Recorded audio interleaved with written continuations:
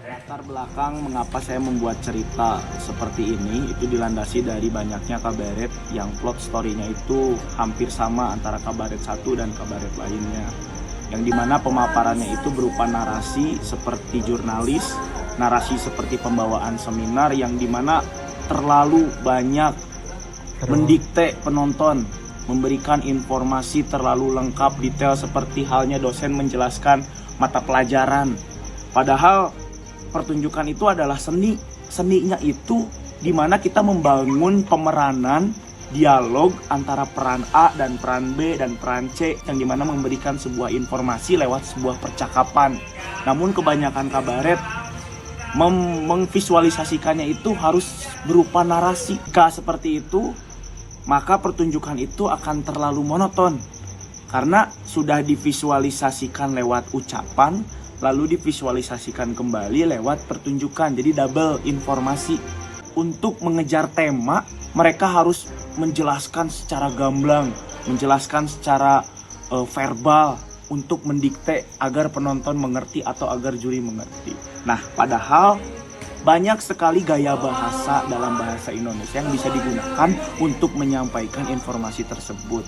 Maka daripada itu, saya mencoba sebuah gaya cerita dengan gaya bahasa personifikasi, yaitu majas perbandingan.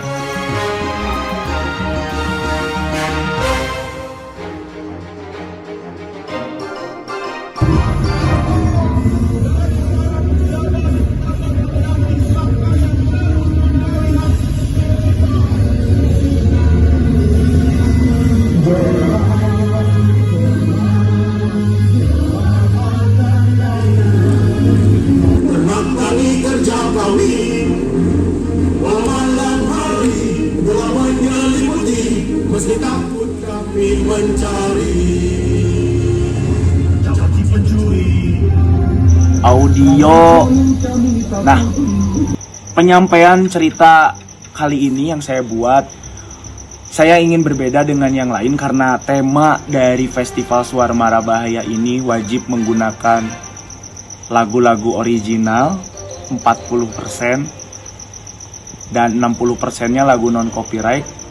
Di sini saya kepikiran bagaimana kalau kita buat 100% lagunya kita ciptakan sendiri. Itu prosesnya memakan waktu yang sangat lama sekali hingga 3 bulan karena saya harus ngekompos lagunya, cari instrumen yang enak dan masuk ke penaskahannya. Dan di sini yang paling rumit adalah membuat naskahnya karena lagu itu tidak akan indah jika tidak dibuat kata-katanya menggunakan rima. Kalian telah salah sasaran, maafkan kami, ngapa pos selatan ditinggalkan. Mereka sepertinya sedang incar selatan, kita harus bergegas bangun kekuatan. Dalam kabaret, kita terkadang melupakan olah vokal. Olah vokal padahal dalam teater menjadi hal penting karena intonasi, gaya bahasa, kemudian informasi yang disampaikan itu harus tepat. Nah, olah vokal ini jika tidak digunakan dengan matang, maka penyampaian informasi terhadap penonton tidak akan tersampaikan, terutama jika pengaplikasian si karakter tersebut apakah sedang marah, sedih, senang, itu memerlukan gaya intonasi yang sesuai dengan emosi si karakter tersebut. Jadi ini hal yang baru, mudah-mudahan bisa diterima oleh semua penggarap kabaret dan mudah-mudahan bisa merubah gaya kabaret ke depannya. Oke, untuk artistik mungkin banyak yang bilang bakal mungkinnya ke depan nanti di festival nanti pasti bakal ada yang bilang propertinya diem, stay, tidak bergerak, tidak berputar, tidak terlalu dibuat wah megah, muter-muter bolak-balik, ujlang-ajlang. Tapi di sini saya mau membuktikan, mau mencoba bagaimana sebuah artistik itu walaupun diem, flat, berdiri, tapi bisa memberikan efek visualisasi yang tetap megah.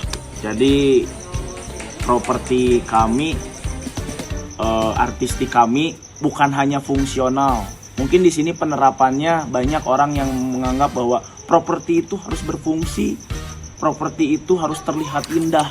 Tapi ingat, selain indah dan fungsional, properti juga harus bisa bermanfaat untuk memberikan informasi pertunjukan kepada penonton. Dan kebermanfaatan properti ini, artistik ini, dapat digunakan untuk menghidupkan pertunjukan lewat improvisasi latar, sehingga suasana dalam pertunjukan tersebut lebih hidup.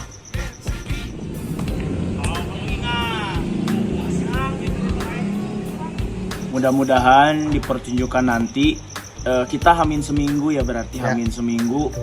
Mudah-mudahan para penggarap atau juri bisa menerima gaya baru ini. Terinspirasi dari seorang tokoh bernama Bonteng dari SMP 12 Terminal yang selalu membawakan cerita itu. Pasti lagunya diedit. Berawal dari situ saya melihat bagaimana perjuangan beliau, Bonteng, untuk memberikan sesuatu yang baru, misi baru, untuk mengenalkan bahwa kita sebagai penggiat kabaret mampu menciptakan sebuah lagu. Olah sukma boy, meh madep kayak main cuy, hah? Gak bisa mana? Hah? Untuk apa saya kaya tapi tidak pernah dihargai? Tidak ada yang menghargai, tidak ada yang melihat. Karena pembuktian jelas sebagai mereka selalu menyuruh kalian untuk membantu, bantu. Supaya lebih kesejahteraan kalian bersusah payah demi membuat kalian menjadi lebih baik. Tapi apa balasannya? Suatu getaran Nangis, instrumen. nangis gitu kan boy. Hah? Pisan mana? Sarurik Iya mana? anjing ya. Mana sarurik? Hah? Gila pisan. Gimana puisi dari Irfan Ucun? Karya Irfan Perdana. Oke, dengerin. Nangis gitu kan, nangis. Sukma itu hadir ketika kalian benar-benar mengalami setiap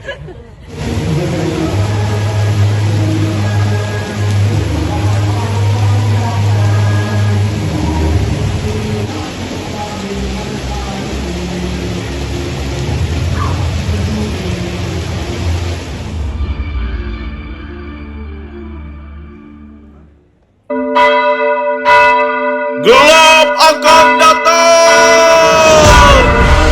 Kita harus berjaga dari para pejabat bernasi serakah yang terus menggali hasil bumi kita.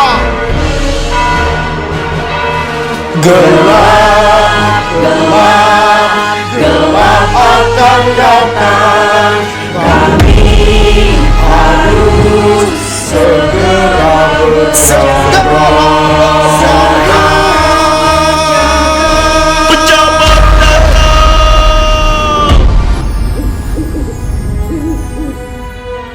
Ibu, siapa itu pejabat? Rakyat, dengarkan ibu. Gelap membuat kita sulit untuk melihat, sehingga hasil bumi kita mudah untuk dicuri. Dan pencuri-pencuri itu bernama pejabat. Mereka akan ambil hasil bumi kita. Setiap malam kita harus selalu berjaga. Pejabat yang serakah itu akan mencuri semuanya. Mereka datang. Persiapkan diri kalian.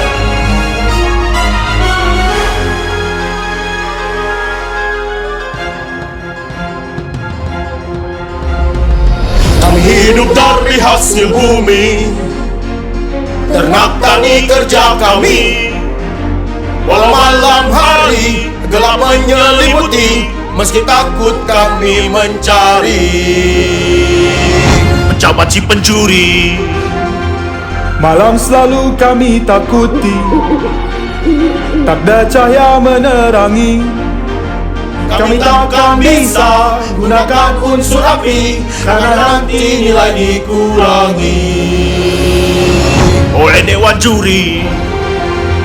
Kami kan hadang dan hadapi, walau gelap menyelimuti.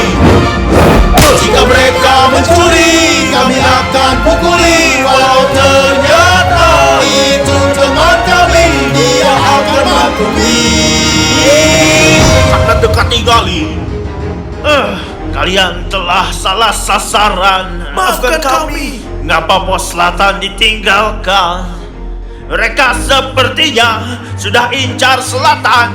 Kita harus bergegas bangun kekuatan menuju pos selatan.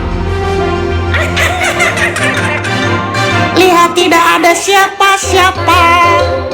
Mereka entah pergi kemana. Kita langsung masuk saja. Dan ambil hasil buminya. Sekalian petani, kalian bodoh sekali. Pintu selatan tidak dikunci. Sudah jelas kami akan mencuri. Kami benci malam hari, hasil bumi selalu dicuri. Andaikan ada cahaya di malam hari, kami pasti pukuli. Pejabat si pencuri, takkan kami ampuni. Tunggu. Aku bukan pejabat si pencuri. Maafkan aku jika datang dengan tidak sopan seperti ini. Perkenalkan, namaku adalah Presiden. Aku akan menawarkan solusi untuk permasalahan kalian. Dan akan kuperkenalkan pembangkit listrik tenaga uap. Tenang. Pembangkit listrik ini akan menjadi solusi untuk malam yang gelap. Malam hari akan terang benderang, dan kalian tidak perlu lagi begadang untuk menangkap pejabat si pencuri hasil bumi. Bagaimana mesin ini bisa menyelamatkan kita? Dan bagaimana kami bisa menggunakannya? Baik, akan kujelaskan. Pembangkit ini tidak dapat bekerja sendiri. Kita membutuhkan uap bertekanan tinggi yang dapat memutar turbin menuju generator sehingga dapat menghasilkan energi. Energi ini disebut dengan listrik. Berarti mulai besok desa kita akan menjadi terang. Oh, tidak semudah itu. Tapi permasalahannya, uap itu berasal dari air yang dipanaskan oleh api. Api diciptakan oleh pembakaran batu bara karena daya bakarnya tahan lama. Di sini saya butuh pekerja untuk kerja operasikan batu bara. Tenang, pasti akan saya bayar yang cukup untuk membeli kebutuhan kalian semua. Listrik ini tidak gratis karena di sini kami akan memberi servis walaupun harus bayar, tapi tetap ekonomis. Malam terang kalian tidak akan lagi menangis. Tuan Presiden, berapa kami harus membayar untuk listrik ini? Pembayarannya disesuaikan dengan pemakaian listrik di rumah kalian masing-masing. Aku sudah menyiapkan alat ukur untuk mengukur penggunaan listrik kalian. Jadi, kalian akan membayar sesuai dengan listrik yang digunakan. Bagaimana? Apakah kalian tertarik untuk pasang listrik?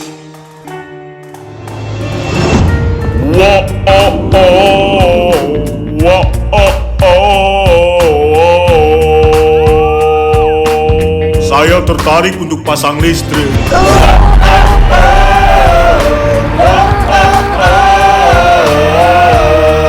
Kami semua tertarik untuk pasang listrik.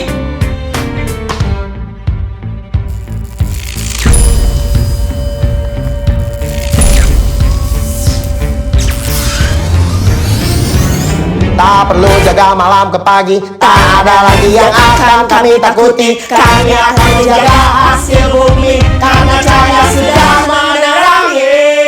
Kami akan begadang karena malam sudah terang. Lagi kami jadi tukang pencuri pun sudah menghilang. Begadang jangan begadang, awak begadang tinggal pulang. Jangan begadang, Karena sudah terang, hati jadi tenang. Pencuri pun hilang.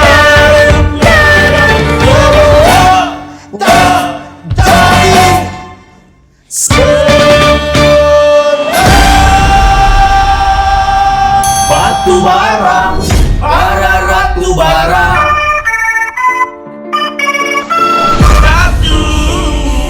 Batu bara, batu bara, batu bara, batu bara.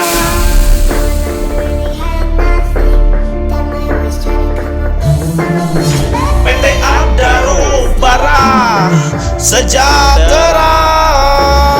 Halo semuanya, selamat siang. Perkenalkan saya Lumut Panjaitan dan ini rekan saya Erik Tahe dan Sandiaga Uni. kami di sini jual batu bara. Bisnis yang kini sedang merajalela. Gali-gali keruk fosil-fosil di bumi untuk menerangi lampu kalian di sini. Jangan Presiden! Mereka adalah komplotan-komplotan pejabat si pencuri. Tenang, kami adalah pejabat yang sudah taubat, bermartabat, selalu selamat karena dilindungi oleh aparat-aparat yang gila hormat. Mencuri bukan lagi profesi kami. Kami memiliki cara yang lebih tenang, yaitu menambang. Karena dengan hanya membuat lubang, kami akan mendapatkan uang. Halal kan? Halalan toyiban. Daripada kalian bersusah payah mencari batu bara dengan alat yang minim, bagaimana jika kalian membeli kepada kami saja, pengusaha batu bara? Jika dibeli semua, kami akan menjual dengan harga yang murah. Bagaimana? Tapi pembangkit ini masih dalam tahap percobaan. Kami tidak akan menggunakan batu bara dalam skala yang besar karena takut akan merusak lingkungan. Memangnya ada alternatif lain selain batu bara? Bicara mengenai lingkungan, lihat limbah dari sampah-sampah jagung ini berserakan di mana-mana dan mengeluarkan bau yang sangat menyengat. Sudahlah, kau jangan munafik seperti singa. Yang terpenting, kau bisa menggerakkan pembangkit listrik itu kan? Untuk saat ini, memang hanya batu bara yang menjadi bahan baku utama. Baiklah, saya akan beli dari kalian. Terima kasih.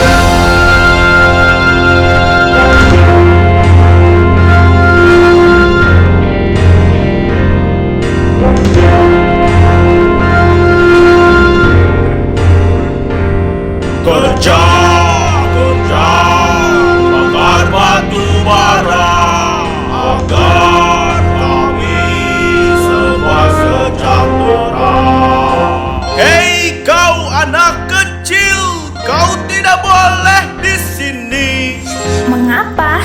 Hanya karena tubuhku kecil, bukan berarti pemikiranku kecil, Tuan Presiden. Dan namaku bukan anak kecil. Perkenalkan, namaku adalah rakyat.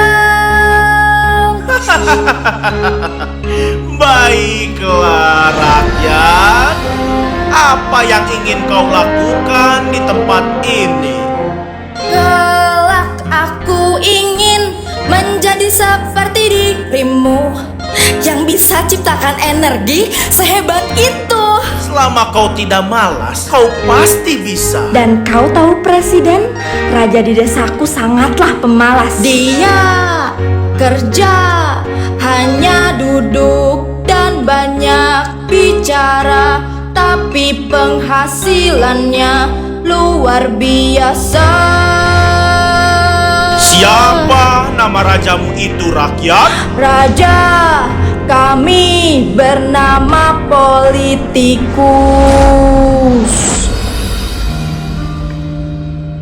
Rakyat, ayo pulang nak.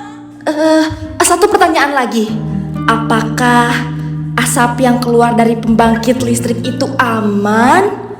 Soalnya ibuku memiliki penyakit asma. Sebenarnya, pembakaran batu bara akan menghasilkan karbon dioksida yang tidak aman untuk dihirup oleh manusia. Namun, untuk sementara waktu ini, yang terpenting kita aman dari pejabat-pejabat si pencuri itu, kan?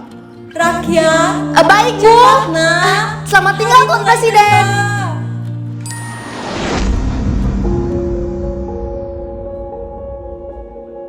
Kau dari mana saja? Maaf, Bu. Rakyat tadi hanya ingin melihat pembangkit listrik di sana. Kau harus ingat, jika hari mulai gelap, kau harus segera pulang ke rumah. Lihat adikmu ini, sangat takut akan gelap, dan kau sebagai kakaknya harus menjaganya. Tenang, adik kecil. Aku akan selalu menjagamu. Ibu akan beri nama siapa adik kecil ini? Ibu akan memberi nama Pahlawan. Tenang, pahlawan. Rakyat dan presiden sudah mengatasi kegelapan. Dan bola ajaib yang terang ini yang telah menyelamatkan hidup kita dari gelap gulita. Ibu pasti akan selalu doakan kau, rakyat. Sebaik-baiknya manusia adalah manusia yang bermanfaat untuk semua orang. Terima kasih, Bu.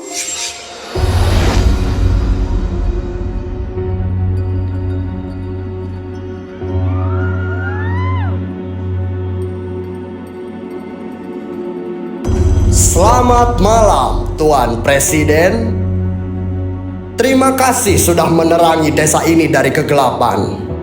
Namun, kau perlu ingat, banyak desa-desa lain yang perlu diterangi. Maka dari itu, aku memiliki ide besar yang akan menguntungkan kita semua. Para pejabat-pejabat batubara itu sudah kuberikan izin lahan untuk membuka pertambangan di samping desa kita. Dan kau akan membantuku untuk mewujudkan pembangkit listrik yang lebih besar. Tapi, pembangkit listrik ini baru mampu dalam skala kecil saja. Dan jika kapasitasnya ditambah, maka akan banyak batu bara yang dibutuhkan untuk dibakar. Dan itu akan menyebabkan banyak karbon dioksida terlepas ke udara, dan itu sangat berbahaya yang akan menyebabkan efek rumah kaca. Dan bukan hanya itu saja, asapnya akan membuat bernafas menjadi tidak berdaya. Kau tahu, Politikus, tambang-tambang batu bara akan membuat lubang menganga, akan banyak anak malang menghilang tenggelam tak bernyawa. Aku tidak mengerti apa yang kau ucapkan. Yang ku tahu hanyalah keuntungan. Ingat, kau berdiri di lahanku, maka kau harus mengikuti apa yang diucapkan aku. Tidak boleh ada kata tidak. Jika kau masih ingin punya kepala, laksanakan sekarang juga atau kau akan meninggalkan dunia. Pertambangan batu bara di Kalimantan Timur menyisakan ratusan lubang bekas tambang yang tidak direklamasi. Peningkatan permintaan batu bara naik setiap tahunnya. Pemerintah berencana menambah pembangkit listrik hingga 41.000 megawatt dalam kurun waktu 10 tahun ke depan. Ketika nafsu datang menghadang semua kebaikan yang pernah kau pegang, arti kehidupan yang fana di depan mata, nyawa tak berarti hanyalah sebuah boneka. Untuk penuhi hasrat dalam diri menggelora. Ketika batu bara dipolitisasi, terbelenggu oleh jeruji nafsu ingin memperkaya diri, hilang hati nurani untuk melihat nyawa pribumi. Tergusur lahan mereka hanya karena telah berkuasa. Apa kalian lupa pernah mengemis meminta suara? Hei kalian para pengusaha batu bara, debu asapmu kian menyala terbang untuk membunuh anak bangsa. Kami di sini tersiksa, dibungkam karena takut dikriminalisasi oleh aparat yang mudah untuk dibeli. Tolong selamatkan kami.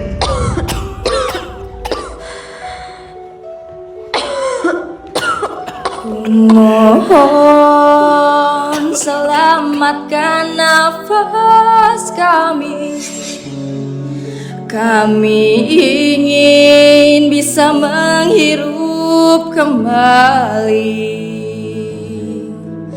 Asap ini menyesakan, debu dari bara dihirup paru-paru kami.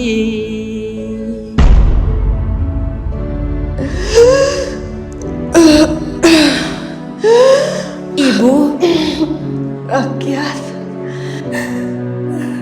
jangan tinggalkan rakyat sendiri, Bu. Bersama pahlawan akan selalu menemani dan mendukung kamu. Kumohon, Ibu. Kau anak yang cerdas. Ibu yakin kau bisa menyelesaikan masalah ini, Nak. Tinggalkan rakyat sendiri, Bu. Rakyat, kau harus kuat. Kumohon, Bu. Akan jadi manusia hebat.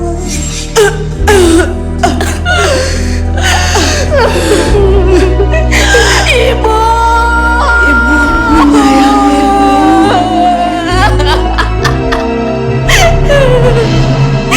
Ibu, aku bersumpah kan kembalikan udara desa ini, melawan mereka yang berkuasa, yang selalu serakah tanpa melihat nasib pribumi atas nama pahlawan. Dan ibuku pertiwi, dan untuk desa yang hijau ini aku berjanji akan menciptakan perubahan. Rakyat, aku yakin kau pasti bisa. Ayo, kita ciptakan perubahan itu bersama. Jangan kau sia-siakan kematian pahlawan dan ibumu. Rakyat, kau harus membantuku dalam menciptakan energi baru yang terbarukan. Baik, Tuan Presiden.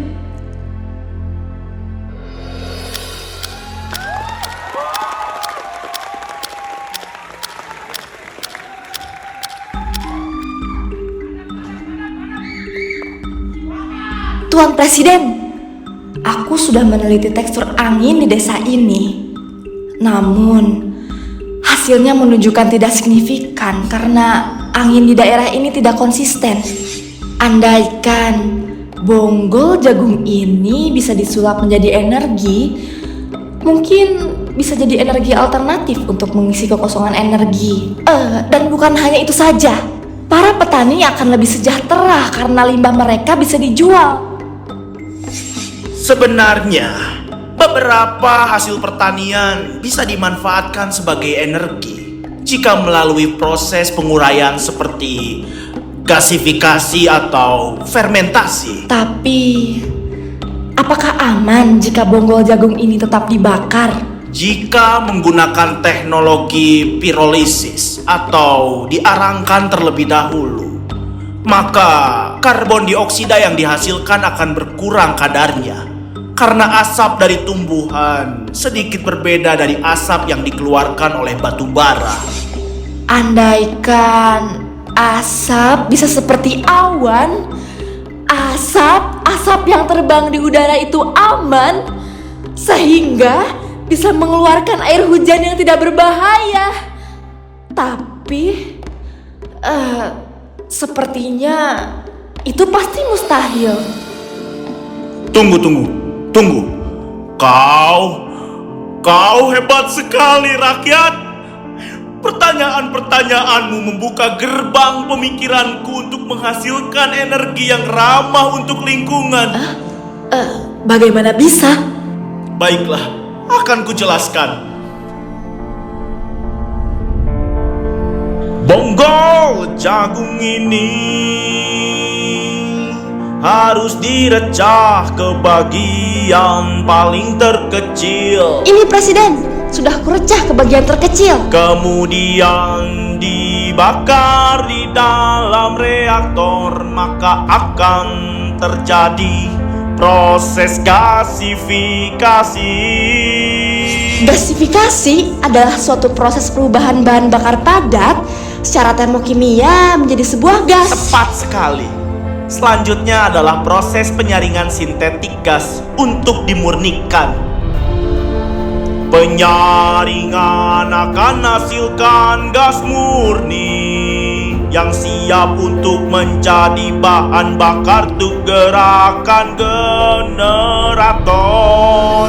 Generator akan menciptakan energi listrik untuk terangi desa ini. Energi listrik, energi listrik, energi listrik, biomasa.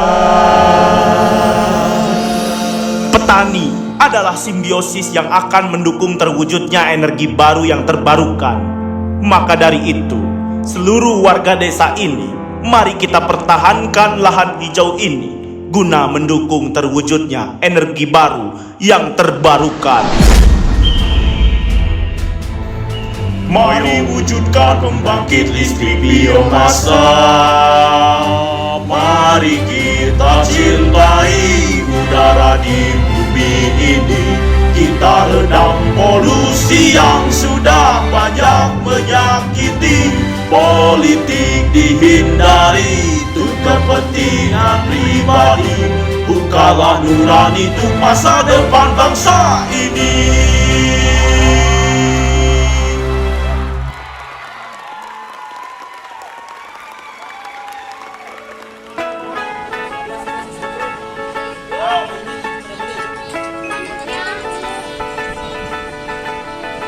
Presiden,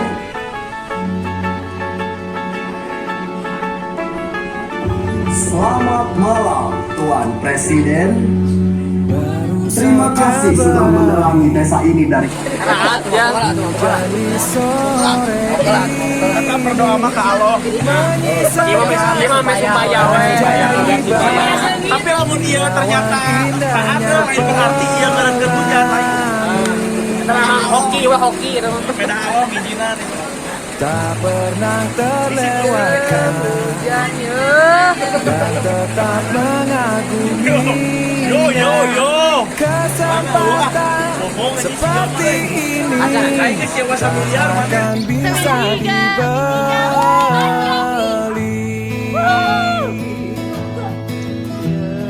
Bersamamu ku habiskan waktu, senang bisa mengenal dirimu. Rasanya semua begitu sempurna, sayang untuk mengakhirinya.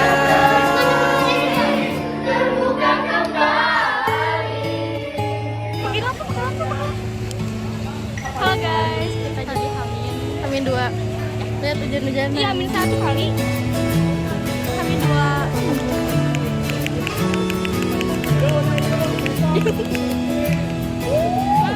Semangat.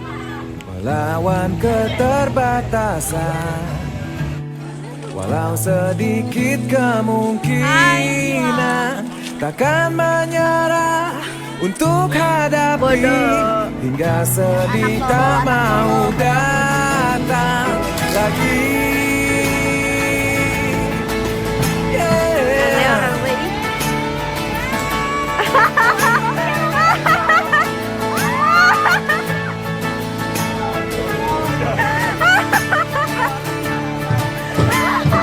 Bersamamu ku habiskan waktu, senang bisa mengenal dirimu.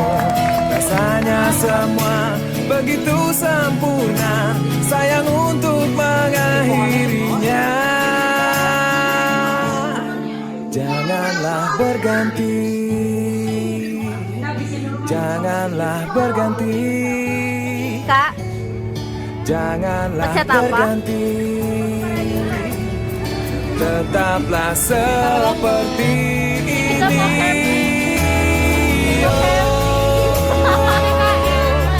Janganlah berganti, janganlah berganti. Tetaplah seperti ini.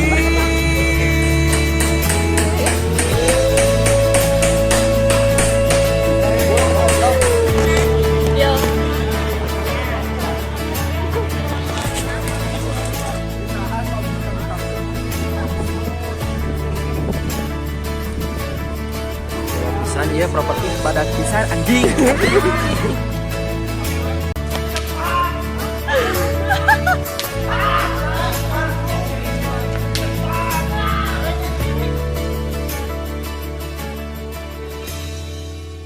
Audio editing. Best audio editing.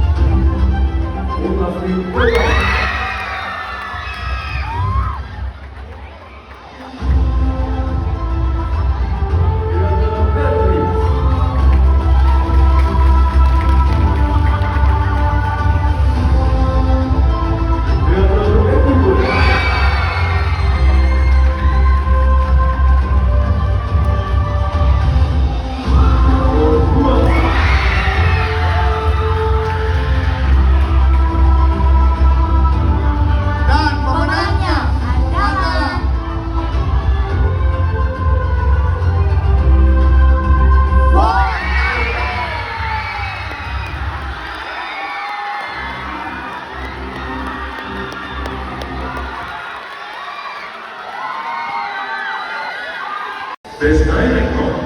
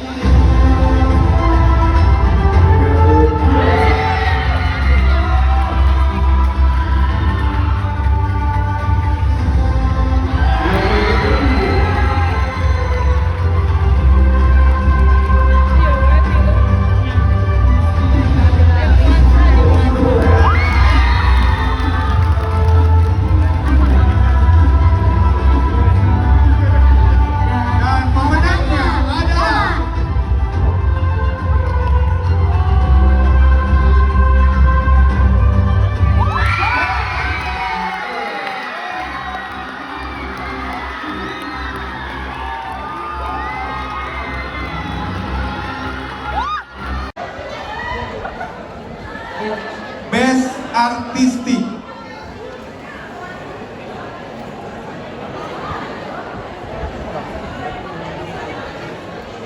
Best Artistic. Best Artistic.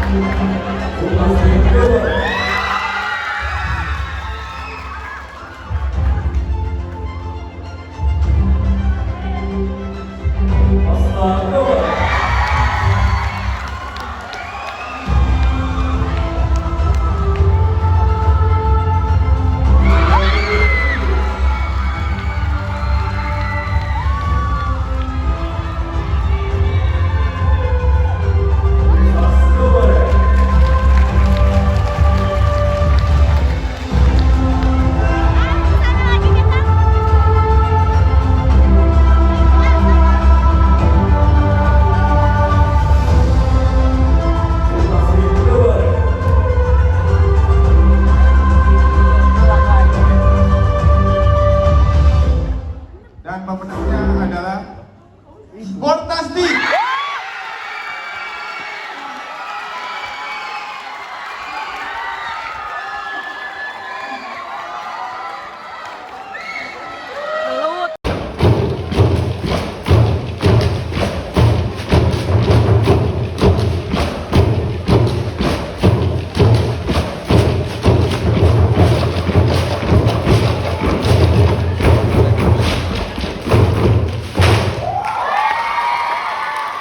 Dan pemenang